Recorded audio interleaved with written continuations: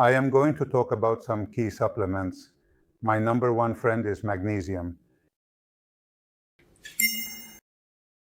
What does magnesium do in the cardiovascular system? This on the right side of your screen, for those of you online, is an artery, a heart. And what is, on the left, looking straight ahead and to the right, is how we really need to learn to see the cardiovascular system. If you see it, it's impressive. The cardiovascular system is not just a heart and some arteries like the carotid, the ones in the legs, and that's it. No. All of these are arteries, more or less large, but all of them are conduits through which blood, that is the liquid full of cells, carries nutrients and everything it needs to deliver to the periphery. That's how it is. And this is part of the awakening of how we need to view the human body, not as organs, but as a uniform network of things. Magnesium in the arteries is a calcium antagonist. For example, if you go to a cardiologist and ask for a list of calcium antagonists, they will tell you Adalat, Verapamil, Felodipine, Amlodipine. Calcium antagonists, of course, are for blood pressure and for arrhythmias, but there is a natural calcium antagonist, which is magnesium. Because when we are going to treat hypertension, we do not make the first step to check the level of magnesium and not the circulating magnesium level, because what we need to assess in this case is the intracellular magnesium level. Magnesium is a key element within the cell. Outside, it is worthless. It is a vasodilator, decreasing peripheral resistance. What is resistance? The vessel that is wider as the tension is more relaxed. If the vessel is closed or has a smaller diameter, the tension is greater. It is known that with the passage of oxidation, as the years go by and we age, the arteries tend to become stiffer. This should lead us to think, from the level of doubts, opinions, and certainties, whether what is said nowadays about everyone needing to have a blood pressure below 120/80 is logical or not. It is not. It doesn't make any sense at all. When I studied my degree, which I completed in 1988, I came out with a formula in my head that normal blood pressure, the systolic one, the upper number, is 100 plus the age. 100 plus your age, because it revolves around the fact that over time, you will have stiffer arteries and will need more flow inside. It's basic hydraulics. What is happening these days?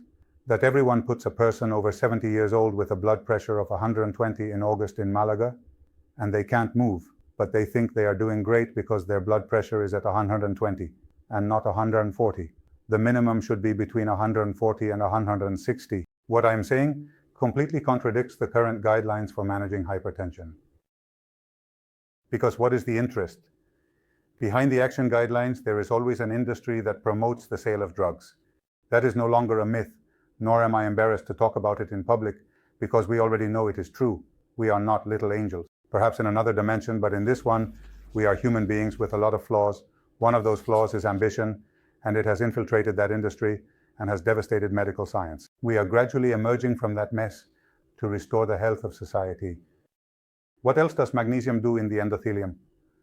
The endothelium is the inner layer of the artery. Each artery, each of these small tubes has 3 layers. The outer layer called adventitia, the middle layer called media, and the inner layer called endothelium. The endothelium is like a carpet because the blood cells will collide with it and should not be destroyed.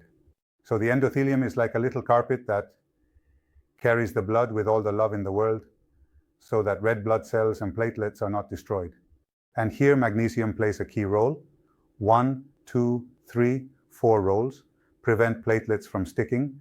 That is what they tell us aspirin does. Hey, but if with magnesium I can do the same thing that aspirin does? Yeah, but there are no studies that prove it, okay? Nitric oxide increases, which, despite being a free radical, is very necessary for the proper functioning of the artery. That is to say, not all free radicals are bad. There is a balance of free radicals that is necessary. It reduces inflammation, meaning it prevents arteriosclerosis, lowers the production of free radicals from the bad. And at the level of the heart, what does magnesium do? Well, it has anti-ischemic effects, meaning we can give magnesium to help people with angina. Improve, because it reduces coronary spasm, decreases oxidative damage, lowers oxygen consumption by the heart cells, and Magnesium is antiarrhythmic. There are many 2000 arrhythmias in the intensive care unit that we treat with intravenous magnesium. No one should be surprised. A cardiologist has magnesium, their go-to supplement, magnesium. And then I am going to study what type of magnesium, and that is what we are going to learn in the master's program. There are different types of magnesium, such as magnesium citrate, magnesium oxide, magnesium glycinate, etc. Which one is good, under what circumstances, which one is going to give me a bit more diarrhea, so I will try to avoid it. So this is not just about magnesium, because we enter another world, which is also a business, the world of supplementation. And there are also little things there. There are also little things there. Some people sell you what is not, etc. This is an article in a very prestigious magazine of ours, which discusses hypertension and the effects of magnesium supplementation on blood pressure. Meta-analysis. Once a meta-analysis is a study of high statistical power, meaning that there is evidence. The metabolic syndrome is, sorry, as I have changed the program, some slides are not correct, but well, it can be read. Metabolic syndrome includes glucose intolerance, which is known as prediabetes, visceral obesity, belly fat, high blood pressure, high cholesterol, general inflammation, and what is referred to as a prothrombotic state, meaning a tendency to form clots or thrombi. In vascular disease, there are two components. One is the narrowing of the arteries, and the other is the thrombus, which is acute. When you have a heart attack, you can have a completely clean artery, but a clot that has stopped there blocks the flow of blood, and it results in a heart attack. These are two diseases with similar manifestations. It is known that with metabolic syndrome, lower magnesium levels increase the likelihood of developing the syndrome. What happens? It's that magnesium plays a role in 300 enzymatic reactions in the body. 300.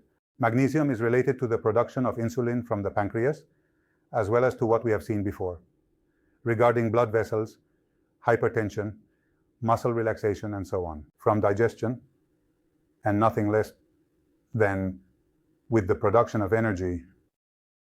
When we talk about energy at the cellular level, what is energy? That is, what does it mean for a cell to produce energy? It is ATP. The ATP. The amount of ATP that you produce in your body is the amount of energy you have at that moment. Well, magnesium is involved in two reactions along with calcium. Here potassium, here sodium participates in energy. Many times you feel low in energy production. Have you looked at magnesium for patients who feel tired? How are your magnesium levels? And that, where is that? Where can you get magnesium? What is it for? Because society is focused on two minerals, calcium for bones and iron for anemia. That's it. That's it. If you take an iron supplement, it seems like you found the panacea, and that's dangerous because iron is a pro-oxidant. That is also seen in the master's program. Hey, is taking iron good? And is taking calcium really necessary for osteoporosis? No, father. Osteoporosis is a deficiency of vitamin D and magnesium. And regarding taking a calcium supplement, if you don't have enough magnesium, that calcium won't go into the bone, it will go elsewhere. And then the calcification of the arteries, the calcification of the tendons. Listen, I have been told that since I am already menopausal, I need to start taking calcium. Be careful. Because 20 years of taking a calcium supplement that you are not using can end up going elsewhere and causing other types of problems. Osteoporosis is more a deficiency of vitamin D and magnesium than of calcium. Let this stay with you for your own experience and for professional practice.